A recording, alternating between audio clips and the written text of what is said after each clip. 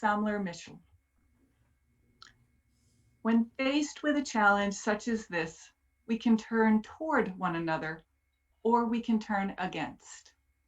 We can ignore the cries of our neighbors, or we can let them cry into the arms of our witness. We can respond with indifference to systemic injustice, or we can commit to its undoing. Good souls, tales will be told of how we responded when this particular hell was visited upon our earth. Let us know, and let it be said by generations to come, that when the pain of our separation was revealed, we moved closer to the promised land of our beloved community. And our opening music is Building Bridges. This is performed by middle school students at the Pike School.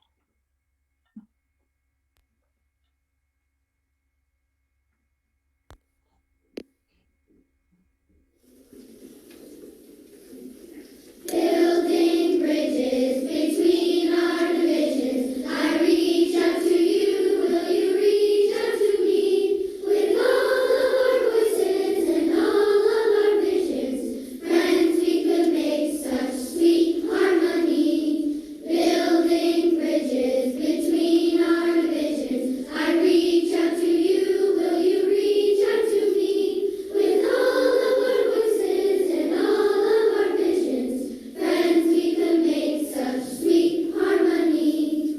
Building bridges between our divisions. I will building bridges between our divisions. I will building bridges between our divisions. I will building bridges between our divisions. Building bridges between our divisions. I will building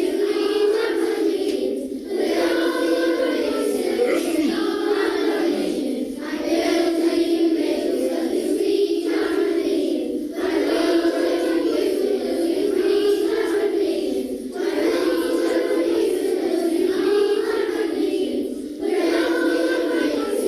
building bridges between our divisions. I will building bridges between our divisions. Building bridges between our divisions. I will building bridges between our divisions. I will building bridges between our divisions. I will building bridges between our divisions. Friends, we can make such sweet harmony.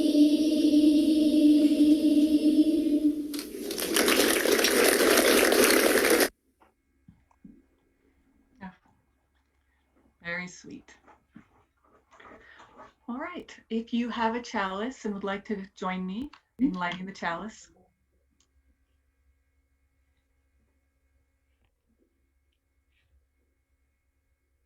In the light of truth and the warmth of love, we gather to seek, to sustain, and to share.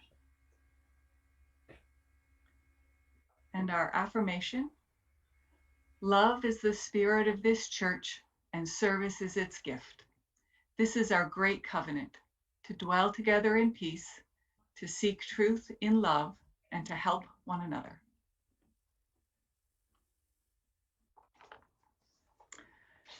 I would like to take this time to welcome any visitors that have joined today. We're a lay-led community, and that means that we don't have a called minister that speaks every week. Instead, we have a different speaker sharing their passions or knowledge, history, insight, or all of those things. So I encourage you to come back many times just to sample the breadth of what we have to offer. And now, joys and concerns. As a community, we take time to share the important events in our lives with each other. If you wish to share joy or concern, please go ahead and raise your hand.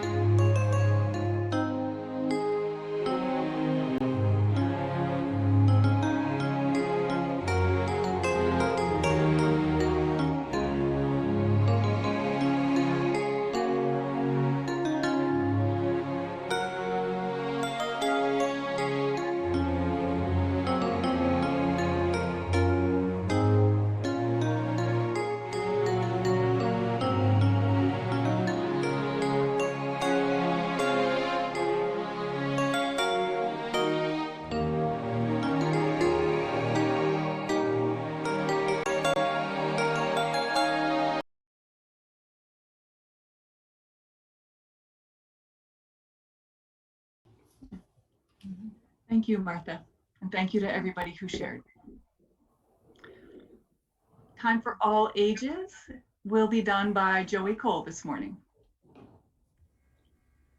Well, good morning again.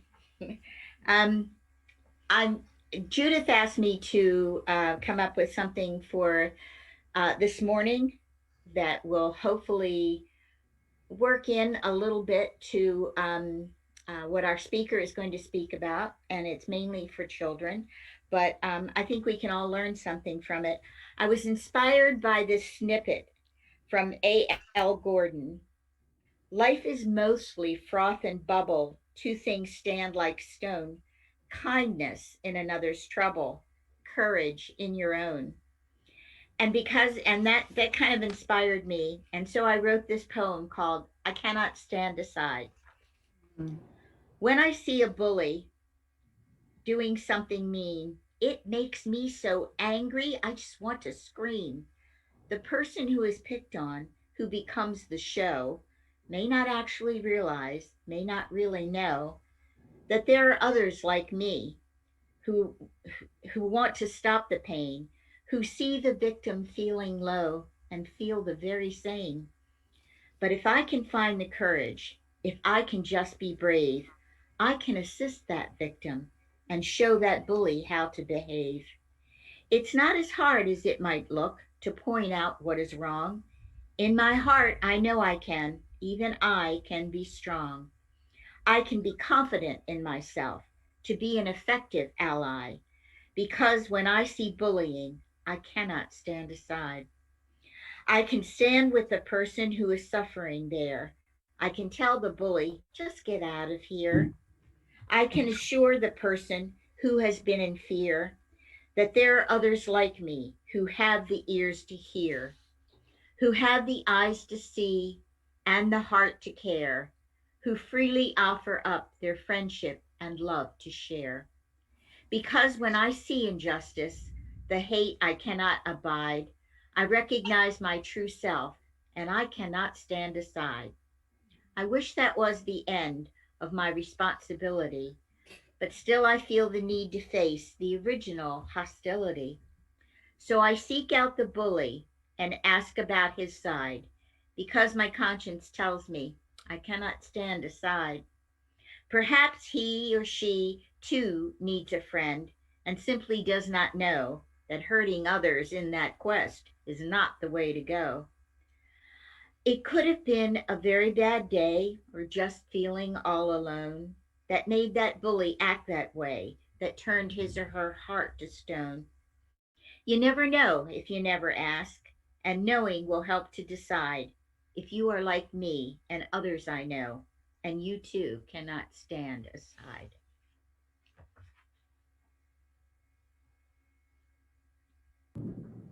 Joey, that was wonderful. Your Creative energy is amazing. Thank you. Our interlude and offering is an opportunity for you to support the many programs of Triple U and all the good things that we're doing. The Share the Plate portion this week will go to the Christian Service Center, which is also the organization that we are making the hygiene packets for. And our music will be Water Music by Handel.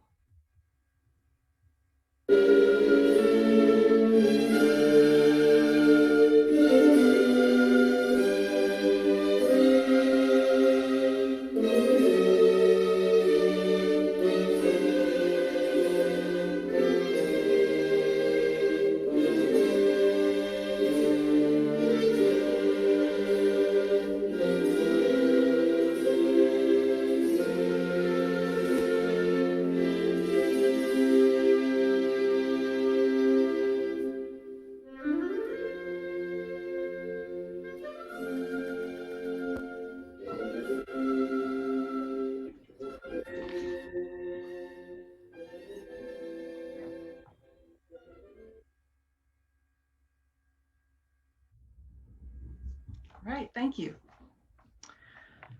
All right, I'm pleased today to welcome Dr. Jennifer Sandoval as the speaker for this morning. Dr. Sandoval is a professor at UCF in the Nicholson School of Communication and Media.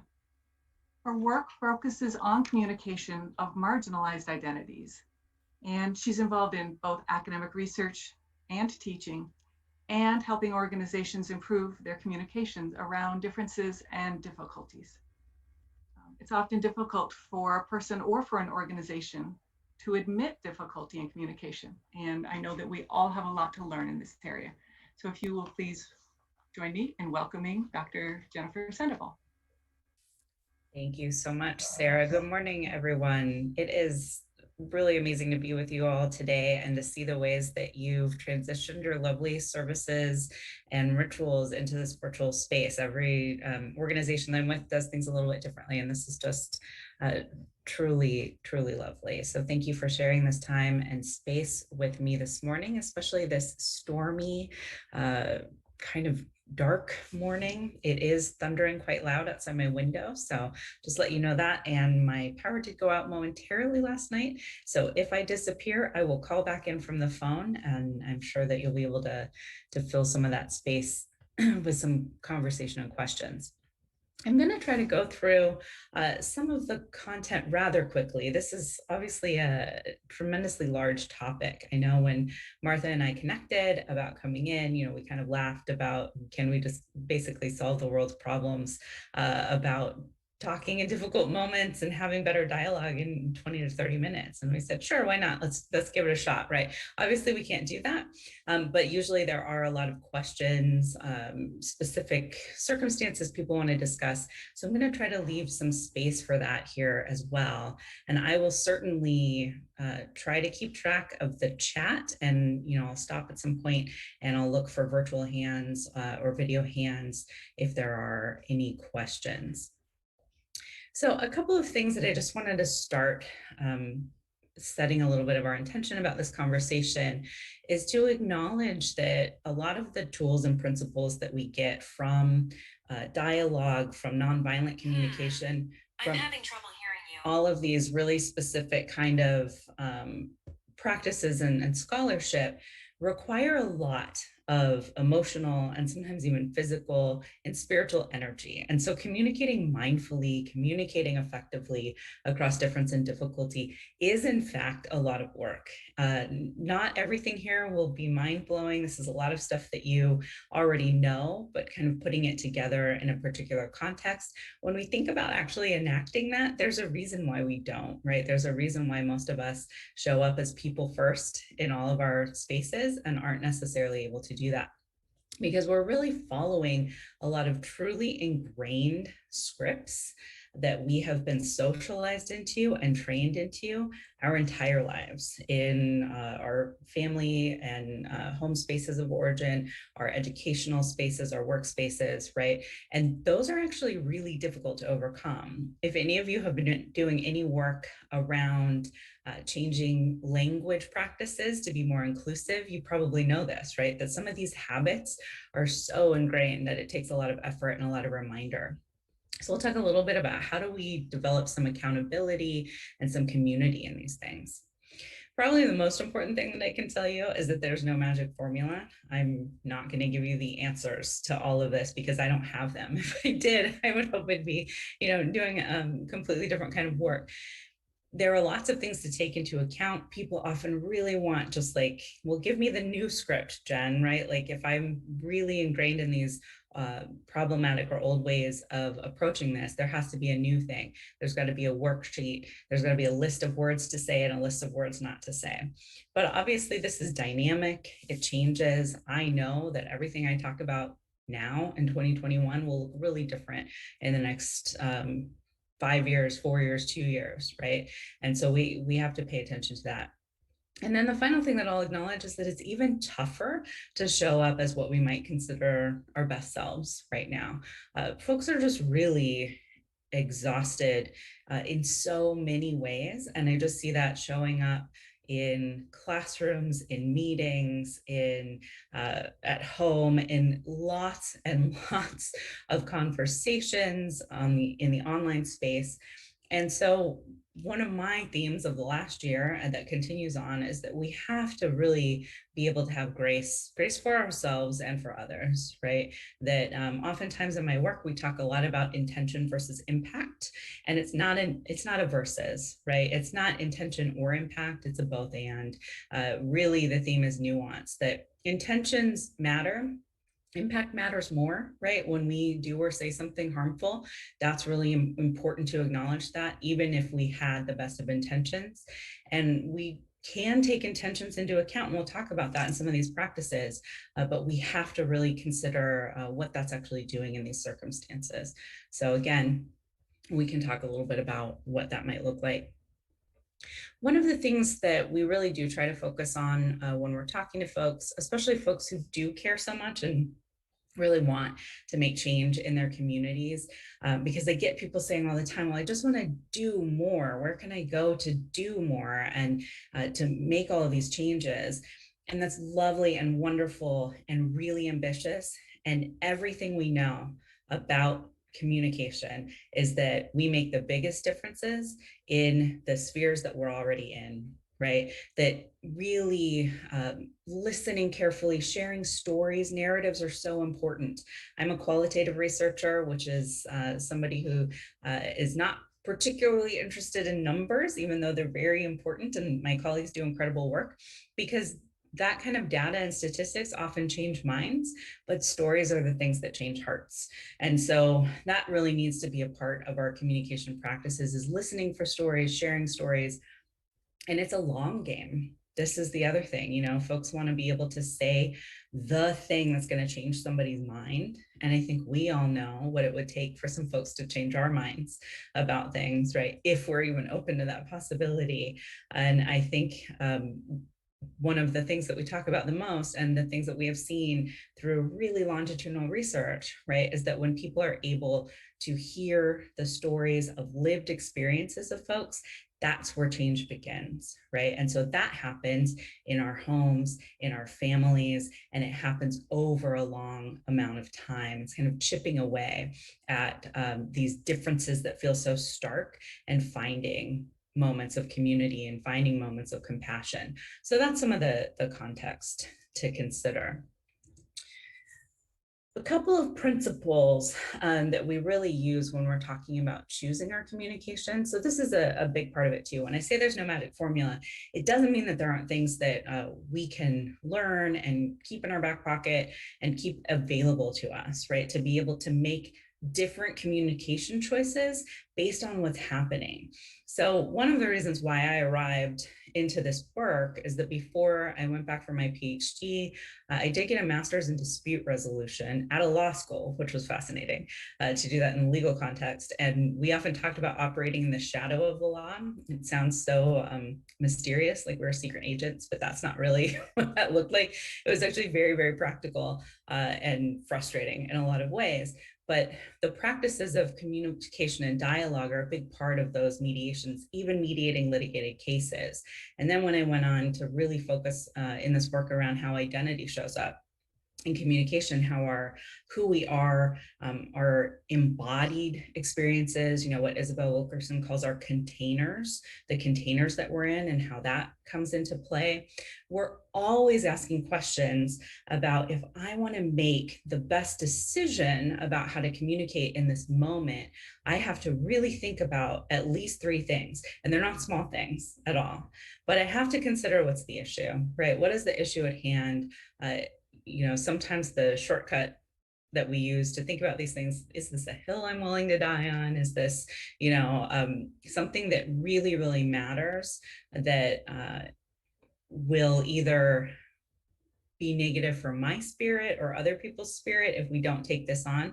Or is it something that, I'm really just so tired and so exhausted and so frustrated and so angry that it's the thing that's pushing me over the edge, but it's actually a rather small thing, right? So to consider, what's the issue, what's actually happening.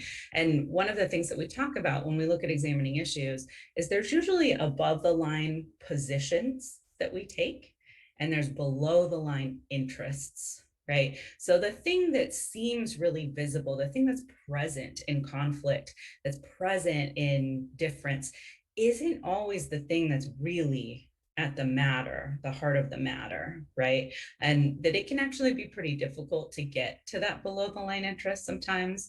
But this is a really important principle, even when you think about things from a litigated perspective, right? When people are taking things to court, sometimes there's really no amount of money that will make somebody feel better about a particular situation, right? It's not that. What does the money symbolize for somebody, right?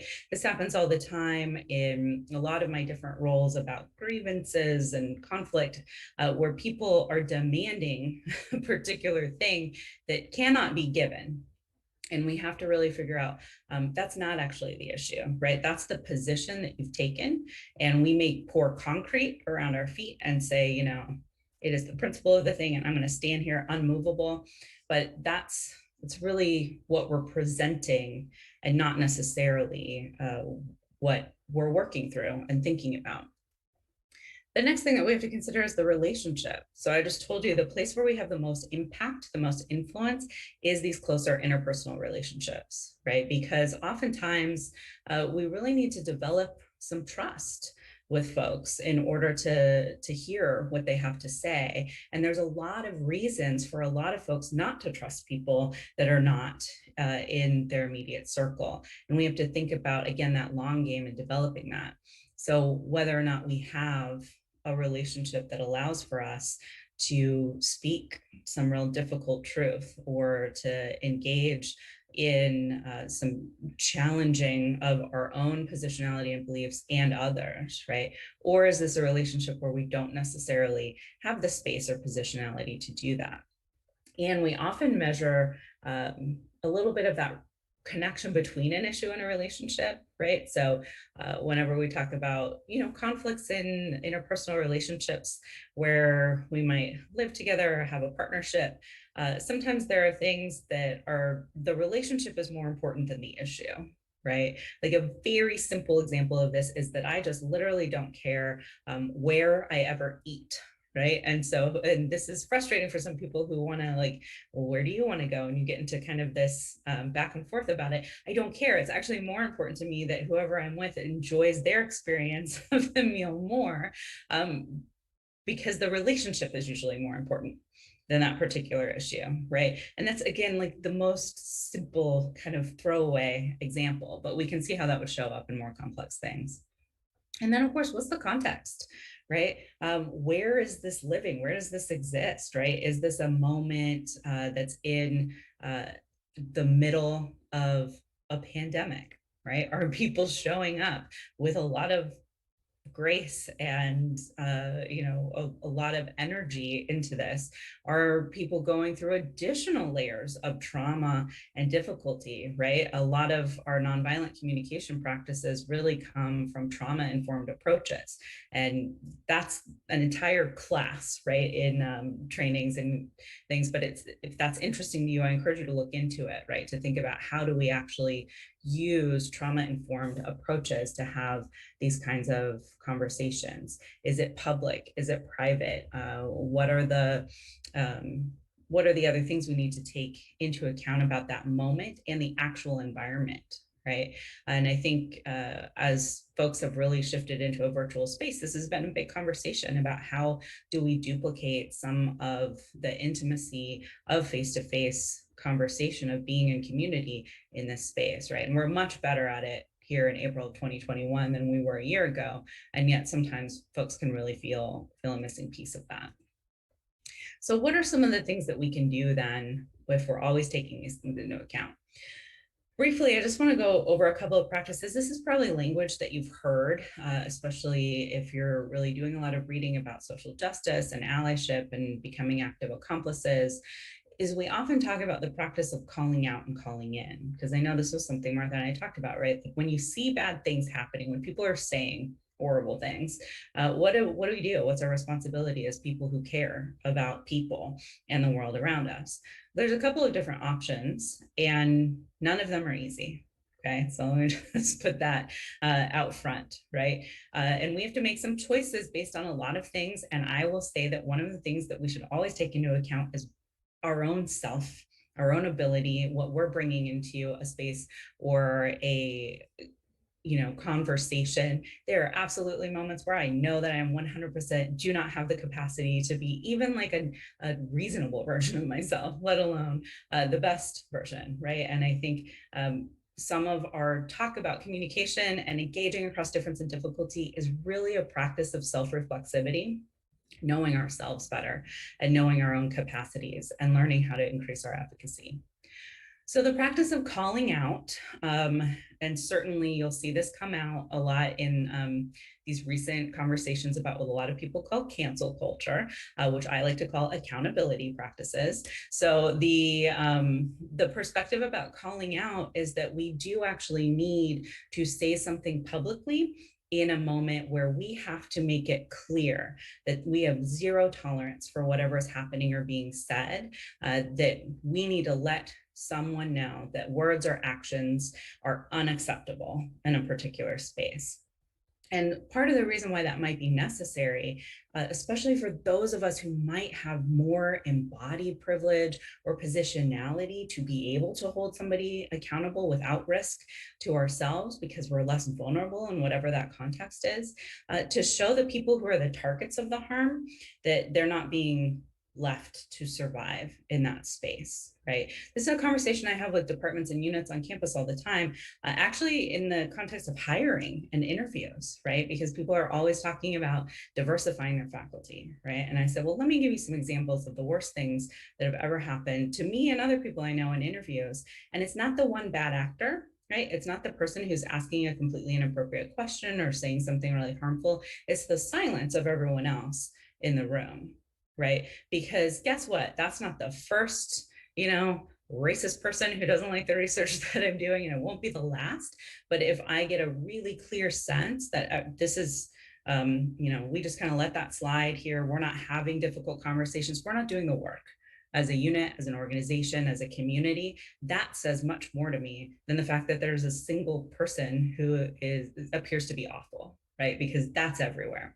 So that's why it's important to consider, when should we be calling things out?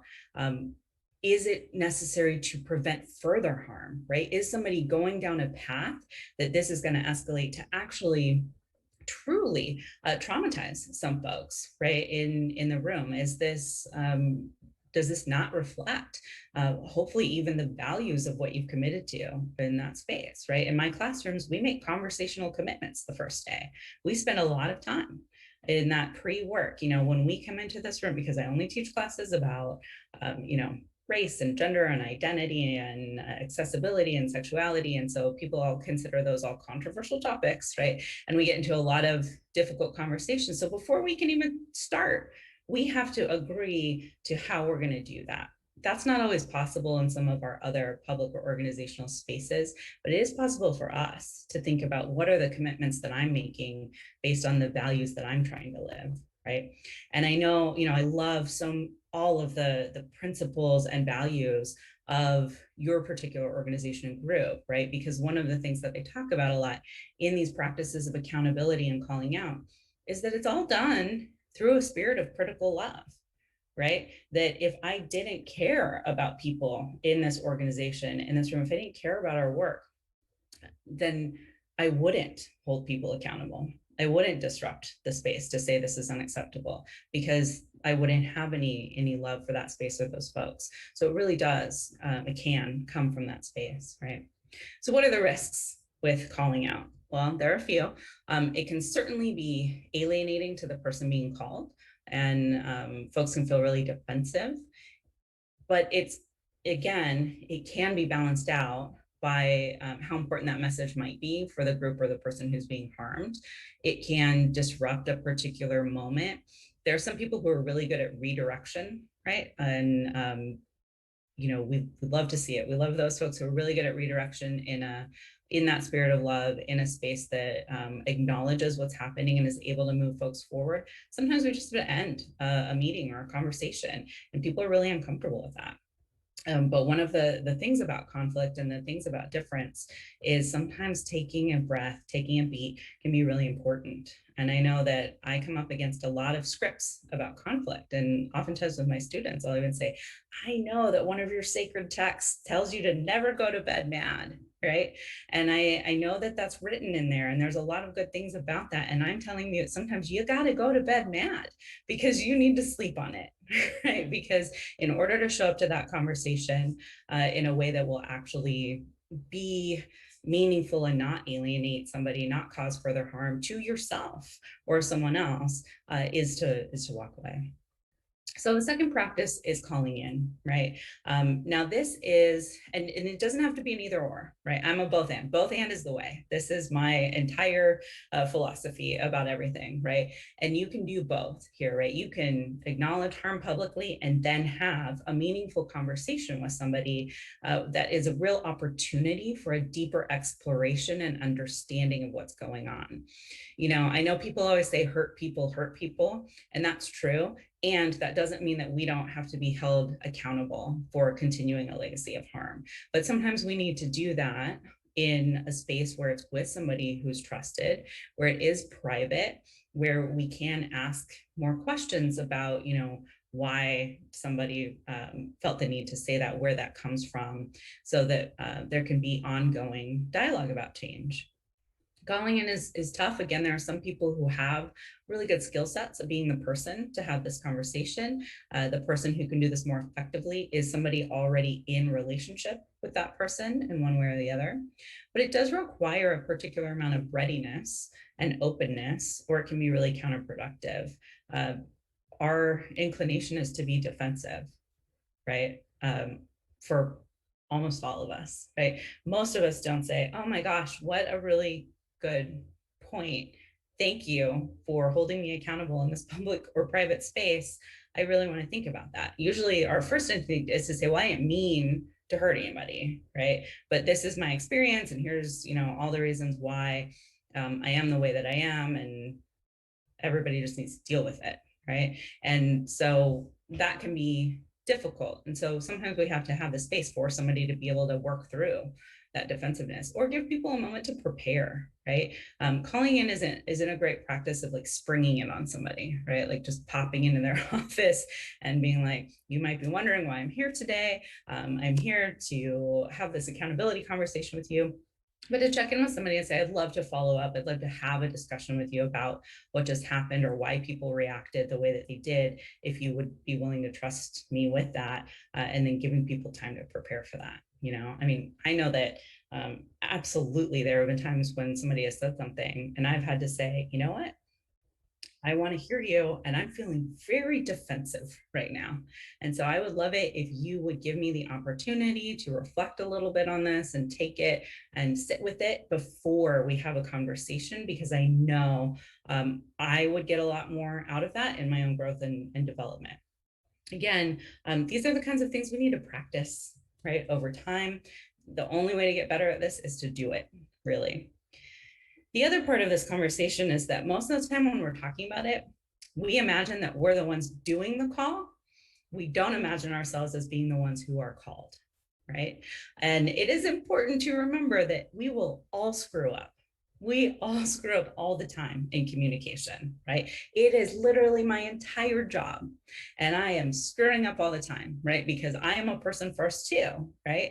And so when we are called, we have some things to keep in mind about how to respond to that, right? So we have a practice that the acronym is CLAIM, if that helps folks remember it a little bit. And I'm going to put a PDF of these slides in the chat as soon as I'm done for anybody who wants to kind of remember some of these things, and happy to follow up with anybody. But the idea really is, again, from this mindful communication practice of taking a moment, centering ourselves, whether that means taking a deep breath, getting a drink of water, walking away for a moment, that reactionary space, if we have the capacity and the ability to just take any amount of time to prevent staying in that, is really helpful, right? Whatever your centering practice is, for some folks, it might be counting through something, pressure points, just literally some breathing exercise, whatever it is.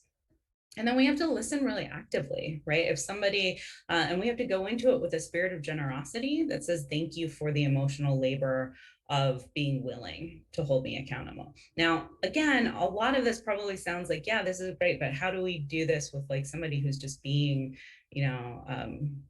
just a verbally violent racist person? That's kind of a different situation. And that's, the calling out and protecting folks who are being harmed. But if we, as people who want to be better and do better in these situations, we can do that actively, right? And that kind of listening requires us to listen first to understand rather than to be understood, right? And our instinct is to listen to be understood, right? I am keeping track of every point that you're making so that I can make my defense as soon as it's my turn, right? We are all like our own best defense attorneys, right? And that's not particularly helpful in most communication. We have to acknowledge and apologize, right? This is a really big part of the practice of being, active allies and active accomplices in spaces, to say, I understand that my intentions don't matter as much as the hurt that was caused. And I am sorry for the harm, right? I am sorry for the harm. I'm not sorry that you feel harmed. I am sorry for the harm, right? We have better apology practices, and I'm sure most of you are familiar with those because those really align with the values of your space. And then we talk a lot about this inquiry, and the reason why it's in parentheses is because depending on who has decided to give us the gift of calling us in, we want to be really intentional about how much more we're asking of a person, right? Because one of the things about being moving into that accomplice phase is making sure that we're doing our own self-education, right? And not asking folks who are existing in the most marginalized spaces and the most exhausted spaces of facing multiple layers of oppression every single day to also take the time to tell me what that's like, right? It ends up being kind of voyeurism for those of us with more position and privilege, to constantly be asking people to share their trauma so that we understand better, right? And I want it to happen all the time. A lot of us here have access to a lot of information. We can do it, right? But you can ask if they'd be willing to give you more information, or where the best place to look for more information if you actually want to do the work. And then you have to move on, right? What's the best apology? Not making the same mistake again, right? We're going to make new mistakes. That's always, I have, I don't do New Year's resolutions. I do kind of birthday, taking into account things over the last year, what I learned and what I want to, and I always say, here's to a year of new mistakes, right? Let's make sure I don't make the same ones again. But it's not like I'm going to stop making mistakes at a particular age. They're just going to look different. And so that's really the best way to show somebody that you've heard, you've listened, and you're paying attention, right? So in that space of critical love, I'm just going to put these up just for a second and not really go into them into much specificity. You can look at them in the handout, but just some questions to ask ourselves about preparing to be engaged in difficult dialogue, right? You know, we know that people do not respond to public humiliation, that people do not often change their ways by being made to feel horrible about themselves. And that's hard, because I actually really do believe in some of the natural consequences of saying awful things or being awful, right? That people are going to be mad, and that's okay, and you need to hear it.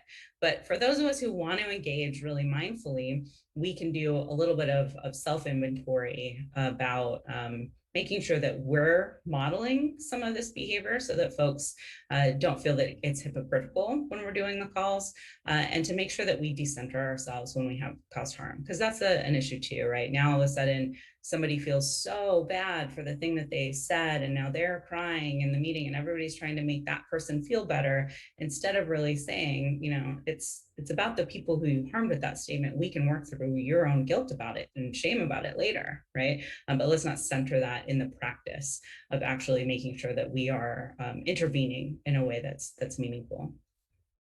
And then the last thing that I just want to really remind everybody is that sustainable change is often incremental, and that's hard too, right? That is something that we have to remember like every single day. I mean, it's something I have to remember every single day as a faculty member, right? That I'm not always going to see transformation in my students in 16 weeks, right? But that's sometimes taking the time to have a conversation, to engage people in some of these spaces, to do the work ourselves over time. That's really making a difference.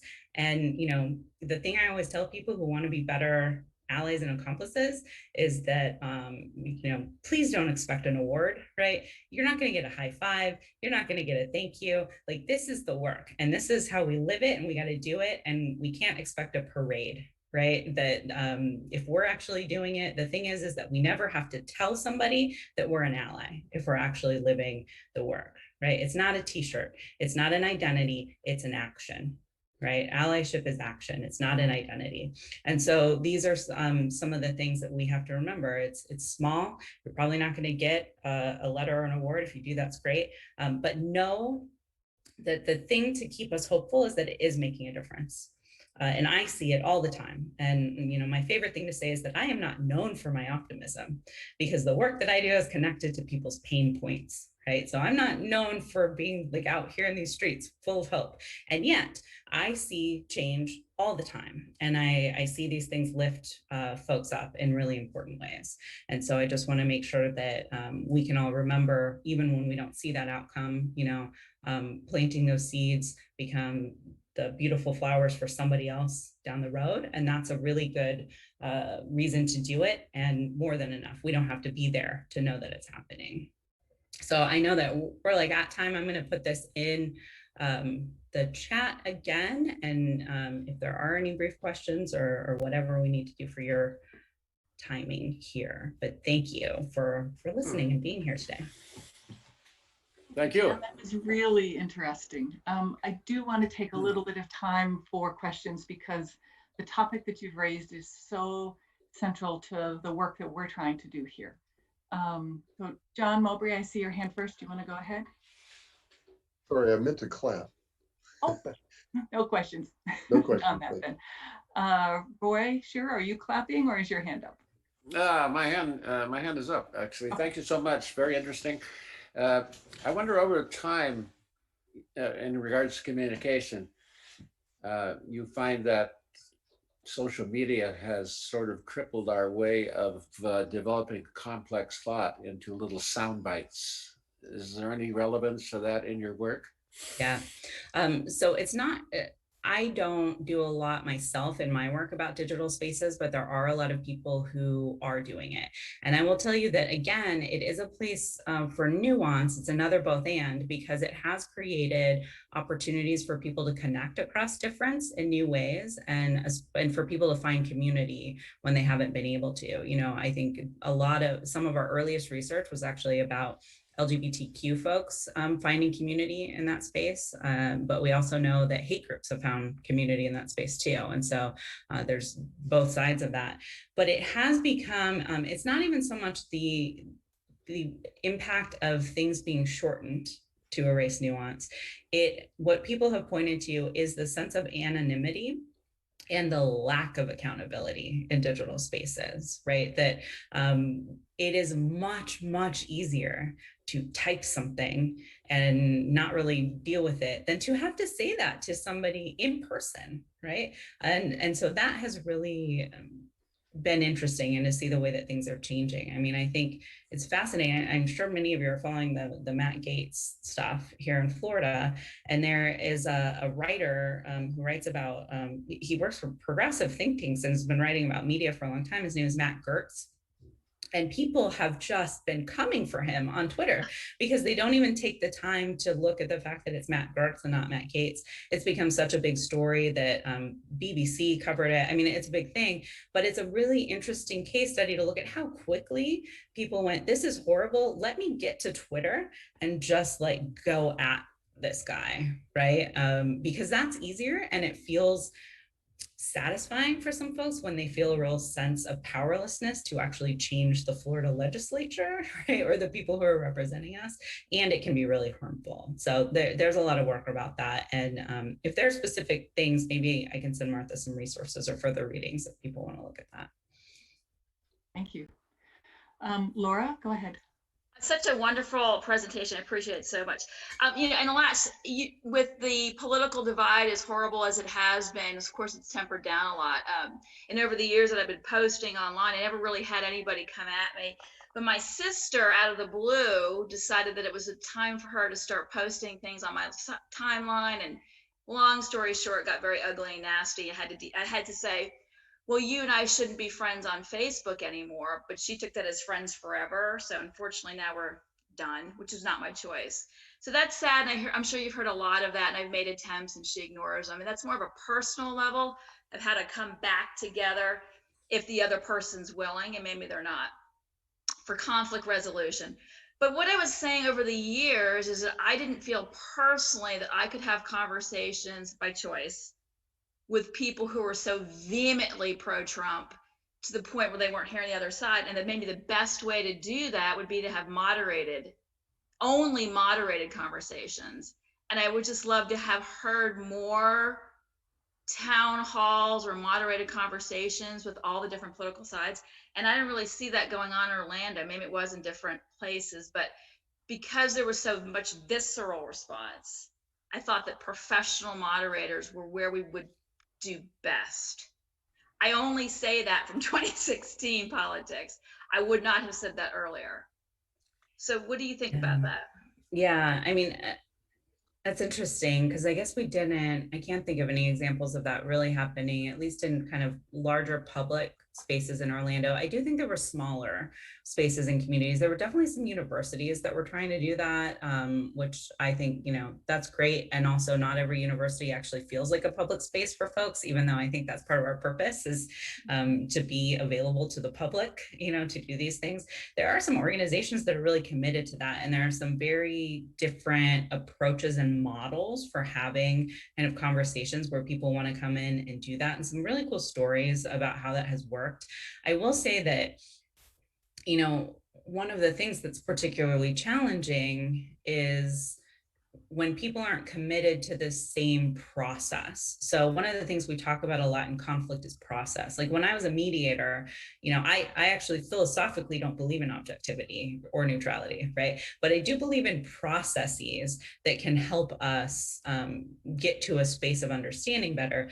But we have to all agree in that space to that process.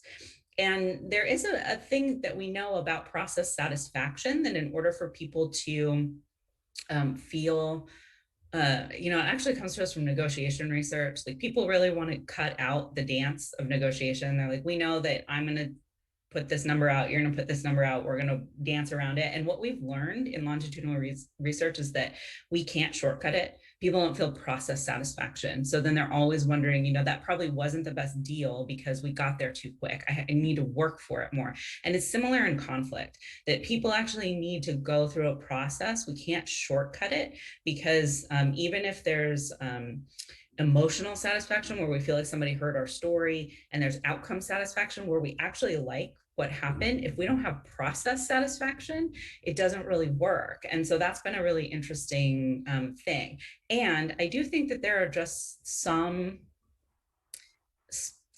things that I'm not going to give a public forum to, right? I mean, quite frankly, that there is a little bit of a difference between, do we have really different lived experiences and perspectives, or is this going to be pure hate that's harmful, right? And making sure that we're clear about whether spaces are like affinity spaces or solidarity spaces, because sometimes we actually do, in order to create safer and braver spaces, they have to be separate across identity groups, and people are uncomfortable with that. But sometimes we have to start with that in order to have the solidarity conversations across difference. And I know like for my social media, I block people all the time. And part of it is because I'm a faculty member, a lot of my students are on there, and I feel a responsibility to make sure people aren't harming these people that I'm in community with on my page. There's no space for that. And I think it's completely reasonable to make some of those decisions. And that's the shortest possible answer that I could give you. And it was still too long to a very complex question, but it's a good one. Thank you. Did you have, my daughter had Dr. Nagy, and if anybody's followed Dr. Nagy, it's a very, very, very, very, very controversial discussion. And to keep it into your discussion today, and you talked about cancel culture, and I like that you refer to it as accountability, because then we get these memes and nobody listens to it anymore. So I like the rebranding that you use. Did you have classes going on with that? And maybe you want to give like a quick summary of what I'm talking about, on how to bring the people who were siding with him and the people who weren't, because that's a difficult conversation. Laura, I'm going to jump in here. I'm going to go ahead and finish up the service, and then let's attend to that afterwards. There's also a question in the chat. I think there's a lot of interest around this, but we'll go ahead and close the service part of it, and then we'll keep talking. Okay? All right, so thank you. And thank you, Jen, for such an interesting and thought-provoking discussion. I do want to point out that this was part of our UU Faith in Action. This is the second Sunday series. So thank you for Martha and the program committee for getting these excellent speakers for our program. And the SAC committee, because that's the social action. That's why it's important for these conversations. And I apologize for forgetting that. Oh, no, excellent. All right, we're going to go ahead and extinguish the chalice. We extinguish this flame, but not the light of truth, the warmth of community, or the fire of commitment. These we carry in our hearts until we are together again. Our closing music is Love Will Guide Us, written by Sally Rogers and performed by the Twin Cities Women's Choir.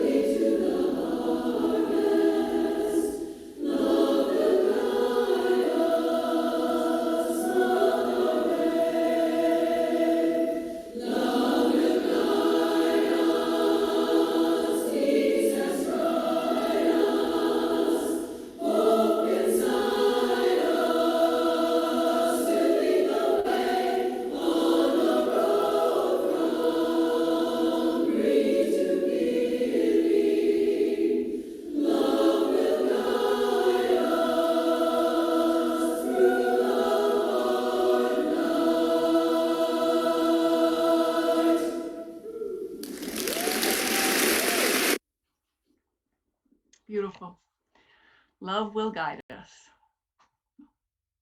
My closing words are by Philip Randall Giles. Now may our wisdom show itself in compassion and understanding, and may the fruits of the Spirit be apparent in our lives. Thank you, everyone, for joining us today. Thank you, Jen, for your presentation. I'm going to now invite everybody to unmute, and we can go ahead and continue the conversation.